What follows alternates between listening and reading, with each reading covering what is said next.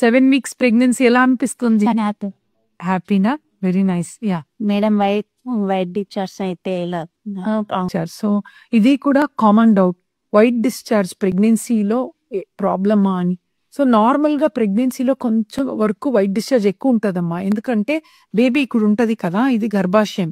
ఈ కింద స్పేస్ కి బేబీకి ఆహారం కోసం బ్లడ్ సప్లై బాడీలో ఎక్కువ అవుతుంది.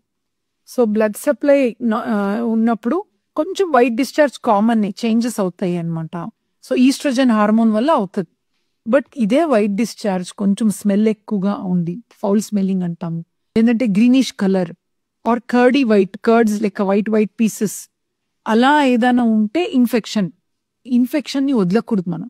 ఎందుకంటే అది వదిలేస్తే ఏమవుతుంది, గర్భాశయం దగ్గరే ఒక్కొక్కసారి మెంబ్రెయిన్స్ ఉంటాయి. మెంబ్రెయిన్స్ అంటే బేబీ అంటే వాటర్ ఉమ్ము నీళ్ళు ఉంటాయి కదా, అది బ్రేక్ అవుతే ప్రాబ్లం అనమాట.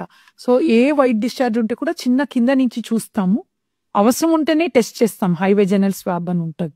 రిపోర్ట్స్ నార్మల్ వస్తే నథింగ్ టు వరీ, హిచ్చింగ్ కూడా ఉండదు. అండ్ ఒక చిన్న షుగర్ టెస్ట్ అనేవి కూడా చేయాలి, ఎందుకంటే బ్లడ్ షుగర్స్ ఎక్కువ ఉన్నప్పుడు తెలియకుండా వైట్ డిశ్చార్జ్ ఏర్పడుతుంది. So simple treatment but large benefit అనమాట. Okay, don't worry.